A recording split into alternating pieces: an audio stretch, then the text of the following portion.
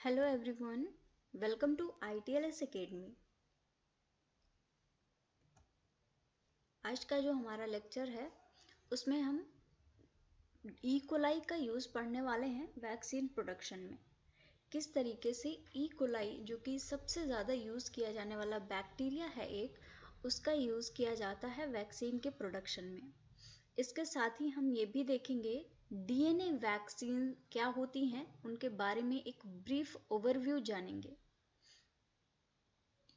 तो जो हमारा मेन टॉपिक है उसका नाम है the production of plasmid DNA vaccine in E coli. ये इसका पहला पार्ट है और इसमें हम ई कोलाई का रोल देखने वाले हैं। तो चलिए स्टार्ट करते हैं। सबसे पहले हम देखेंगे कुछ introduction. E coli in vaccine production. The prokaryotic expression system. Prokaryotes का एक्सप्रेशन सिस्टम। प्रोकैरियोट्स क्या होते हैं? हम लोग क्या हैं? हम लोग हैं यूकैरियोट्स। यूकैरियोट्स मतलब जिनमें कि एक ट्रू न्यूक्लियस प्रेजेंट होता है, और प्रोकैरियोट्स क्या होते हैं? जिनमें कि ट्रू न्यूक्लियस एब्सेंट, जो प्रेजेंट नहीं होता। तो जो प्रोकैरियोट्स का एक्सप्रेशन सिस्टम है, स्पेशली जैसे कि ई कोलाई है, is the preferred expression host for producing vaccine for global use। E. coli एक प्रेफर्ड एक्सप्रेशन होस्ट है क्योंकि ई कोलाई एक ऐसा प्रोकैरियोट है, एक ऐसा बैक्टीरिया है जिस पे कि सबसे ज़्यादा रिसर्च की जाती है। जैसे कि मॉडल ऑर्गेनिजम्स नहीं होते हैं, आप लोगों ने सुना होगा, जैसे कि ड्रोसोफिला है, मॉडल प्लांट है, जैसे पी प्लांट है, और इसको हम मॉडल माइक्रो ऑर्गेनिज्म बोल सकते हैं क्योंकि इसको बहुत सी रिसर्च में यूज़ किया जाता है। और जब वैक्सीन की बात आती है तो यहाँ पर भी वैक्सीन के प्रोडक्शन के लिए ये प्रेफर्ड एक्सप्रेशन होस्ट हो जाता है। पूरी ही दुनिया में इसको बहुत बड़े स्तर पर यूज़ किया जाता है वैक्सीन्स के प्रोडक्शन के लिए। हेकोलिन, the first licensed virus-like particle vaccine derived from the E. coli। E coli से डराइव होने वाली पहली वायरस जैसी दिखने वाली एक वैक्सीन बनाई गई थी जिसका नाम था हेकोलिन। इम्पॉर्टेंट है, क्वेश्चन पूछा जा सकता है, तो स्टार बनाऊंगी मैं जिस भी पॉइंट को, उसको आपको याद करके रखना है। तो हेकोलिन ये पहली लाइसेंस्ड वायरस जैसी दिखने वाली वैक्सीन थी और has been demonstrated to possess good safety and high efficacy. इसका देखा गया कि ये जो हेकोलिन बनाई गई थी वैक्सीन, इसमें सेफ्टी बहुत अच्छी थी और एफिकेसी इसकी बहुत हाई थी, बहुत अच्छा काम कर रही थी। जब वैक्सीन की डोज दी गई तो जिस इंसान को, जिस पर्सन को या जिसको भी इस वैक्सीन की डोज दी गई तो बहुत अच्छी एक एफिकेसी मिली, मतलब कि काम करने का लेवल इसका बहुत अच्छा था। इम्यून सिस्टम को इसने बहुत अच्छा भाई काम क्या होता है वैक्सीन का, आप लोग ने लास्ट लेक्चर्स देखे होंगे तो आपको पता होगा, मैंने बताया कि ये इम्यून सिस्टम को स्टिमुलेट कर देता है।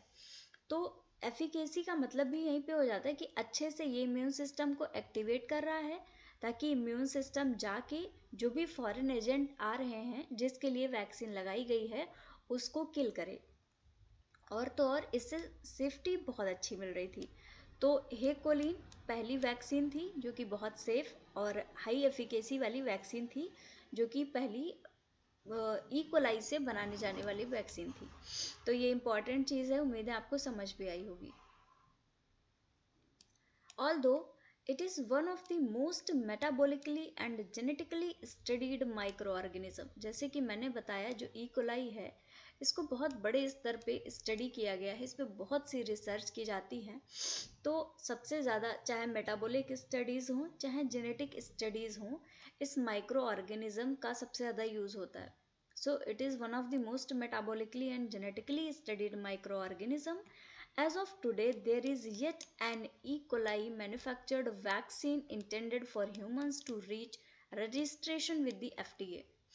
इतने बड़े लेवल पे इसकी स्टडी हुई है ई कोलाई की, लेकिन अभी भी ये बात है कि जो मैन्युफैक्चरिंग है ई कोलाई से वैक्सीन बनाने की, ये अभी तक ह्यूमंस तक पहुंचने के लिए इसको एफडीए का अप्रूवल नहीं मिला है। फूड्स एंड ड्रग एसोसिएशन जो होता है किसी भी चीज़ को अप्रूवल लेना पड़ता है पहले, कोई भी प्रोडक्ट बना के, चाहे वो फूड हो, फूड के कोर्सेज में भी हमने बात की है। तो अगर कोई भी चीज़ नहीं आप बना रहे हैं तो बिना गवर्नमेंट के अप्रूवल के, बिना कोई जो एजेंसी गवर्नमेंट ने बना रखी है उसके अप्रूवल के आप उसको पब्लिक में अप्लाई नहीं कर सकते। तो यहाँ पर भी अभी तक FDA से ई कोलाई के मैन्युफैक्चर्ड वैक्सीन्स को अप्रूवल नहीं मिला है। तो सोचिए कितना स्लो वर्क है, कितना कॉम्प्लिकेटेड भी बोल सकते हैं कि एक तरीके से पूरी सेफ्टी सिक्योरिटी नहीं मिल रही है ह्यूमंस के लिए, तो उसको अभी तक रजिस्ट्रेशन का लाइसेंस नहीं मिलता है।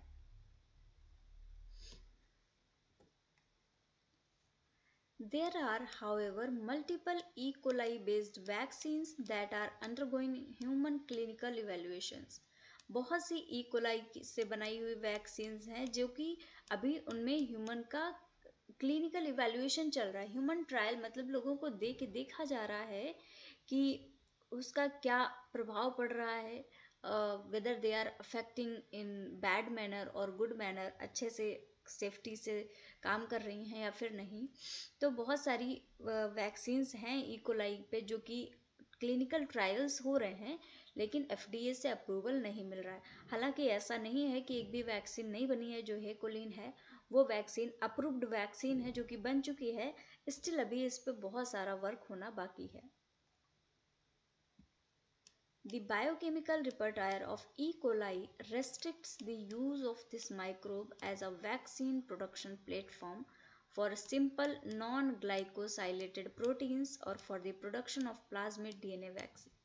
जो बायोकेमिकल रिपर्टायर है ई कोलाई का, जो बायोकेमिकल प्रॉपर्टीज़ हैं ई कोलाई की, वो कुछ इस तरीके की हैं कि कुछ प्रॉपर्टीज़ उनकी रेस्ट्रिक्ट कर देती हैं कि उनको वैक्सीन के प्रोडक्शन के लिए यूज़ नहीं किया जा सकता, या सिंपल नॉन ग्लाइकोसाइलेटेड प्रोटीन हो या फिर प्लाज्मिड DNA वैक्सीन्स का प्रोडक्शन हो, उनके थ्रू नहीं किया जा सकता। यहाँ पे एक प्रोसेस दिखाई गई है कि किस तरीके से ई कोलाई से वैक्सीन को बनाया जा सकता है। जैसे कि ये हमारा बैक्टीरिया है ई कोलाई। अब बैक्टीरिया से क्या किया गया, इसमें पहले इंजीनियरिंग कराई गई। इसको आप सभी जानते होंगे, जेनेटिक इंजीनियरिंग एक प्रोसेस होती है जिसके थ्रू आप किसी भी पर्टिकुलर चीज़ को आप मॉडिफाई कर सकते हैं। तो यहाँ पे क्या किया गया, जो ये ई कोलाई है इसको जेनेटिकली इंजीनियर्ड किया गया। इसमें जो प्लाज्मिड होते हैं छोटे छोटे, उनके साथ में अपना जो भी जीन ऑफ इंटरेस्ट था जिसके लिए आपको वैक्सीन बनानी है उसको इंसर्ट करा दिया गया। अब इसमें प्लाज्मिड का रेप्लिकेशन हुआ, क्योंकि भाई बैक्टीरिया बहुत जल्दी जल्दी डिवाइड होता है, तो बहुत सारे प्लाज्मिड भी ये साथ में डिवाइड होते रहते हैं। तो आपका जो जीन ऑफ इंटरेस्ट था जिसके लिए आप वैक्सीन बना रहे हैं, जो पार्ट आपने डाला है वो बहुत मैग्नीफाई हो गया। अब क्या किया, उसको सेल फ्री मैन्युफैक्चरिंग करा ली, मतलब इसको बैक्टीरिया से बाहर निकाला और बाहर ये जो प्रोडक्ट आपका बहुत सारा मैग्नीफाई हो गया था, इसकी सेल फ्री मैन्युफैक्चरिंग कराई। सेल से बाहर निकाल के इसकी मैन्युफैक्चरिंग करा ली। उसके बाद में accelerating time to market for protein medicine, इसको बना के वैक्सीन की तरह मार्केट्स में पहुंचाया गया। और फाइनली ये ह्यूमंस में, या जिसके लिए भी, एनिमल्स के लिए भी वैक्सीन होती है, तो हो सकता है कि जिसके लिए भी वैक्सीन बनाई गई हो उसके लिए ये मार्केट में अवेलेबल हो जाती हैं। तो कुछ इस तरीके से वैक्सीन्स प्रोडक्शन किया जा सकता है ई कोलाई की मदद से।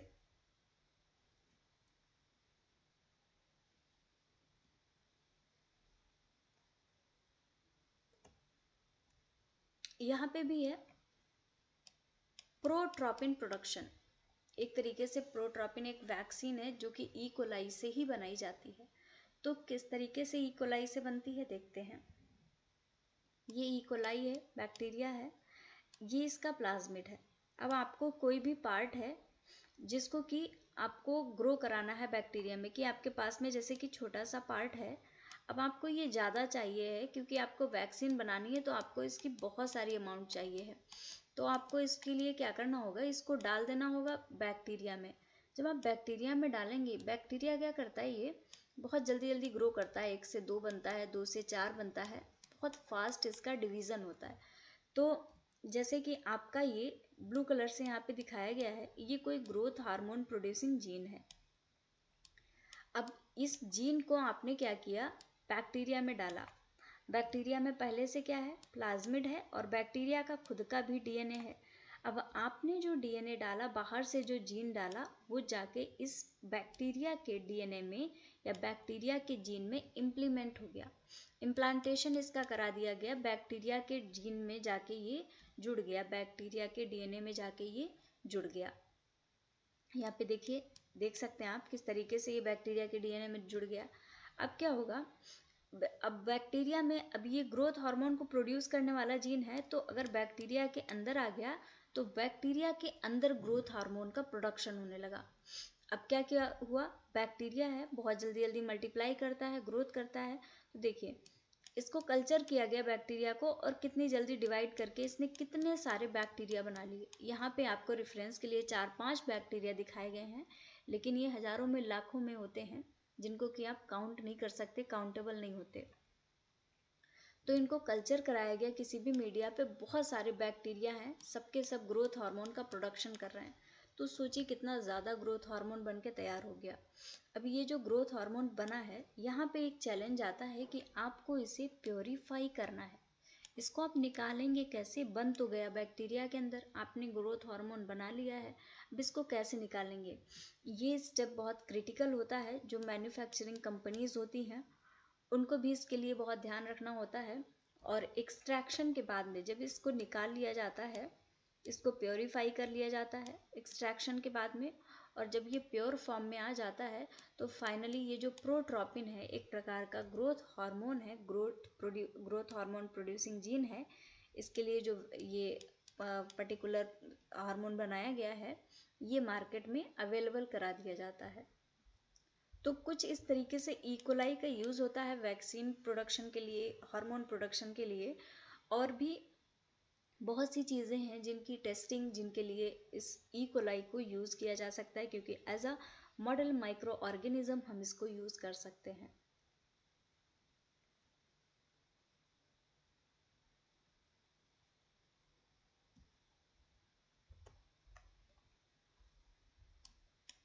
Indeed, E. coli is perfectly positioned for this task because of several decades it has been genetically manipulated using plasmids whose design and replication process are well understood and easily manipulated.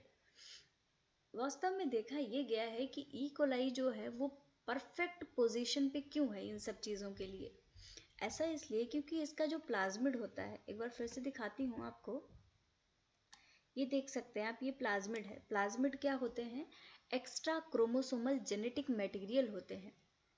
तो जो E coli का plasmid है, इसको बहुत several decade से इसकी study की जा रही है, और इसका जेनेटिक मैनिपुलेशन किया जा रहा है, और प्लाज्मिड्स की मदद से बहुत सारे जेनेटिक इंजीनियरिंग के काम भी किए गए हैं, ड्रग डिज़ाइन भी की गई है, ई कोलाई से वैक्सीन्स बनाई गई हैं, बहुत से काम हुए हैं। तो इतना ज़्यादा अच्छे से इसको स्टडी कर लिया गया है, इतना इजीली मैनिपुलेट इसको किया जा सकता है, इसलिए इसको सबसे ज़्यादा परफेक्ट सोर्स माना गया है। क्योंकि जिसके बारे में बहुत ज़्यादा इंफॉर्मेशन अवेलेबल होती है, उस चीज़ पे स्टडी करना आसान होता है। तो इसके बारे में पहले से ही इतनी सारी चीज़ें मिल जाती हैं कि अगर कोई नई स्टडी करने के लिए जाए तो उसको पहले से बहुत सारी नॉलेज मिल जाएगी, बहुत सारा उसको स्टडी मटेरियल मिल जाएगा, जिससे कि वो आगे का काम बहुत आसानी से कर सकता है। इसीलिए इसको परफेक्टली पोजीशंस माना गया है।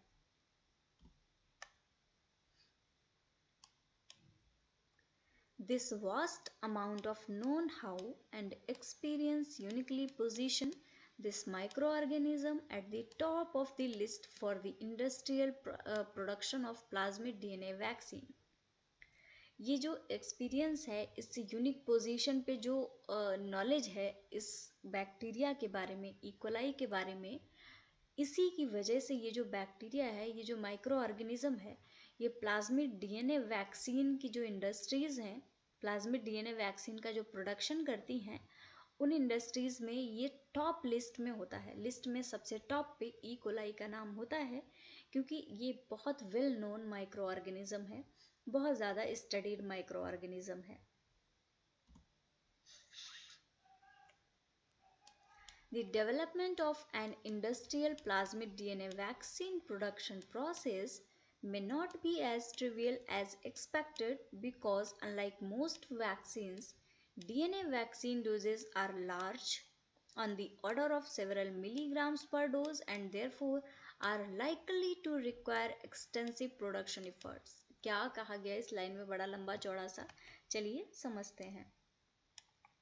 इसमें कहा गया है कि जो इंडस्ट्रियल प्लाज्मिड डीएनए वैक्सीन्स हैं, इनका जो प्रोडक्शन होता है या इनका जो डेवलपमेंट होता है, ये इतनी ट्रिवियल नहीं हो सकती, इतनी इजी नहीं है, इतनी फास्ट नहीं है जितना कि हम एक्सपेक्ट करते हैं, जितना हम सोचते हैं कि इकोलाई को लिया, प्लाज्मिड डीएनए वैक्सीन का प्रोडक्शन करा लिया।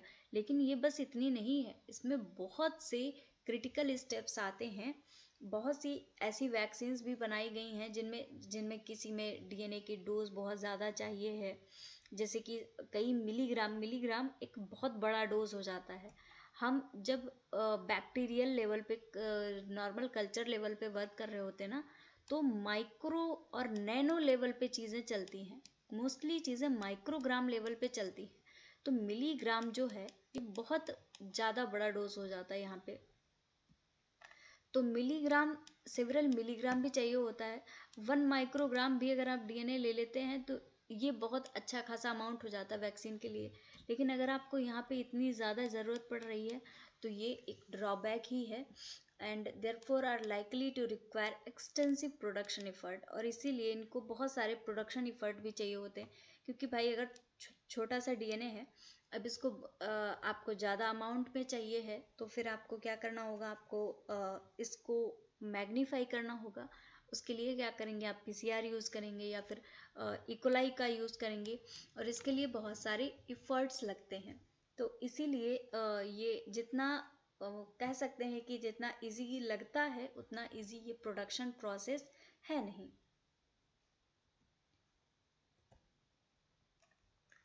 तो चलिए एक ओवरव्यू देखते हैं डीएनए वैक्सीन्स का। क्या होती हैं DNA vaccines?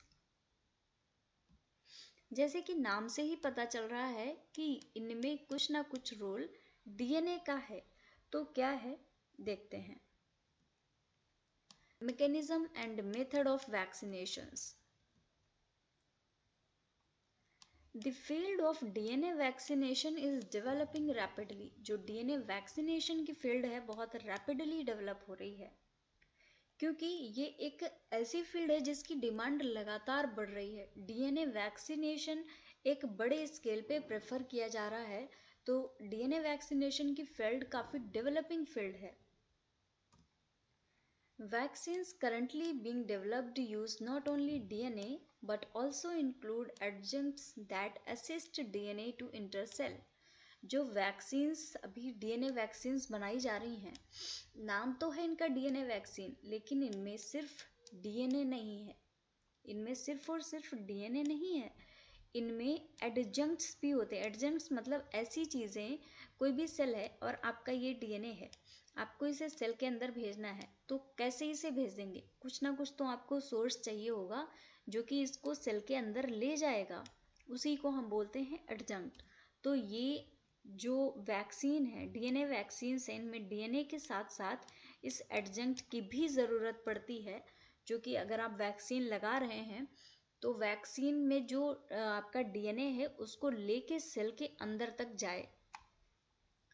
Target it towards specific sales. जिस सेल के लिए आपने भेजा है उसी सेल को टारगेट करे। जैसे कि लिवर के लिए भेजा तो लिवर की सेल में जाए, आपने लंग्स में भेजा तो लंग्स की सेल में जाए, मतलब एक स्पेसिफिक, एक टारगेटेड डिलीवरी हो। ये जो एडजंक्ट है इसका बहुत इंपॉर्टेंट रोल हो जाता है कि ये डीएनए को अंदर ले जाए, सेल के टारगेटेड डिलीवरी हो, और दैट में एक्ट एज इन स्टिमुलेटिंग और डायरेक्टिंग रिस्पॉन्स। और ये जो है इसकी तरह भी एक्ट कर सकता है। एडजुवेंट क्या होते हैं? एडजुवेंट्स ऐसी चीज़ें होती हैं जो कि हमारे इम्यून सिस्टम को स्टिमुलेट कर देती हैं, हम कह सकते हैं कि एक्टिवेट कर देती हैं, ताकि इम्यून सिस्टम अच्छे से वर्क करने लगे।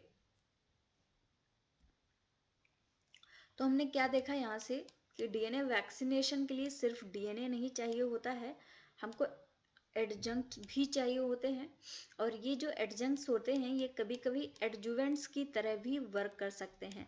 अगर ये एडजंक्ट की तरह वर्क कर रहे हैं तो ये डीएनए को सेल के अंदर ले जाएंगे और इसकी टारगेटेड डिलीवरी करवाएंगे, मतलब जिस सेल के लिए भेजा गया है वैक्सीन को उसी सेल में ले जाएंगे।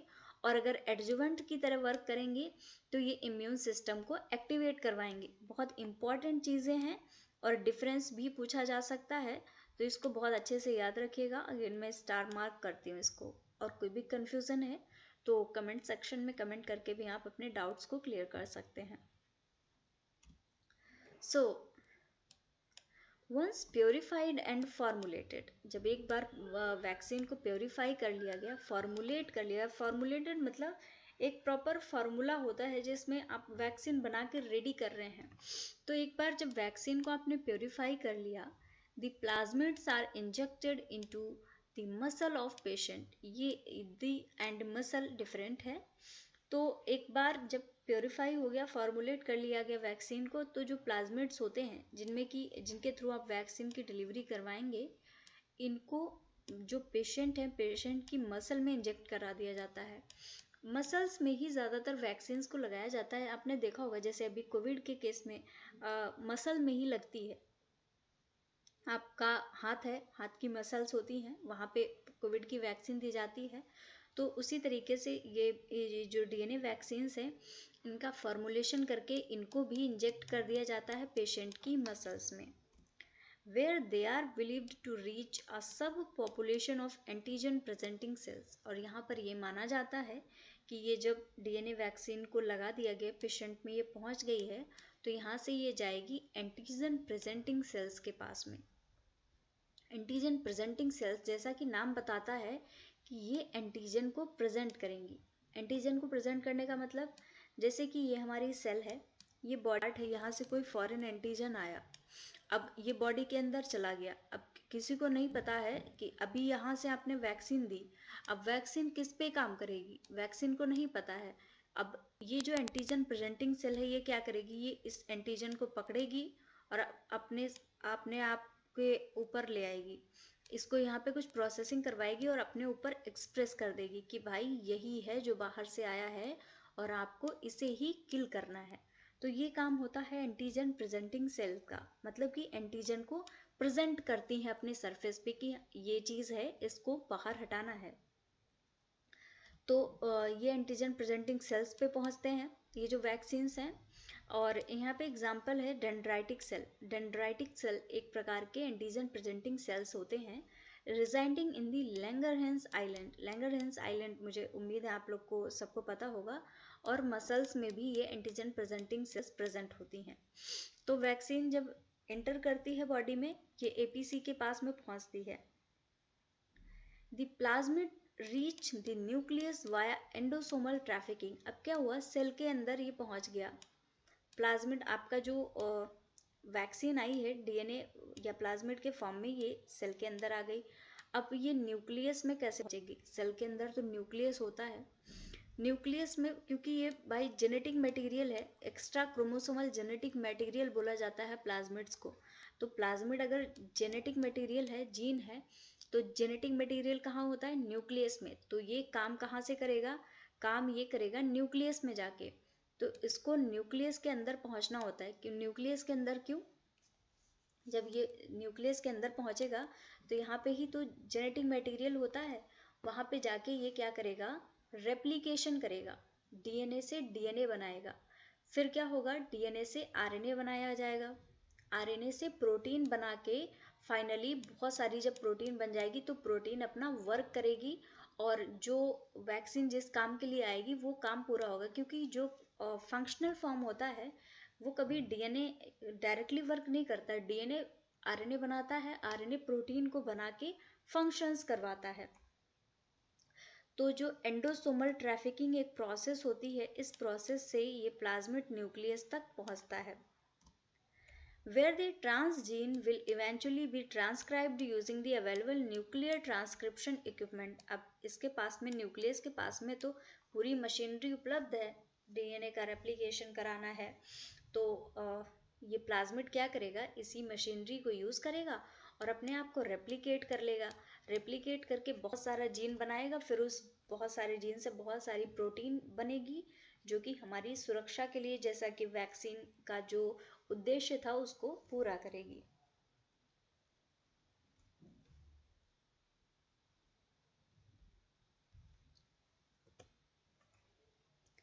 यहाँ पे देख सकते हैं डीएनए वैक्सीन की जो मैकेनिज्म है वो एक्ट कैसे करती हैं दिखाया गया है। यहाँ पे कोई भी प्लाज्मिड डीएनए लिया, अब प्लाज्मिड डीएनए से वैक्सीन बनाई। वैक्सीन बनाने की प्रोसेस अभी हम देख चुके हैं। अब इसको क्या किया, इसको वैक्सीन बना के इंजेक्ट कराया गया। वैक्सीन बना के इंजेक्ट कराया आपने मायोसाइट में। मायोसाइट क्या है, मसल की सेल्स को मायोसाइट बोला जाता है। आप ये या तो मसल्स में इंजेक्ट करा के या फिर डायरेक्टली एंटीजन प्रेजेंटिंग सेल्स में भी इंजेक्ट करा सकते हैं। इसकी टारगेटेड डिलीवरी करा सकते हैं कि डायरेक्टली जाके ये एंटीजन प्रेजेंटिंग सेल्स पे ही जाए।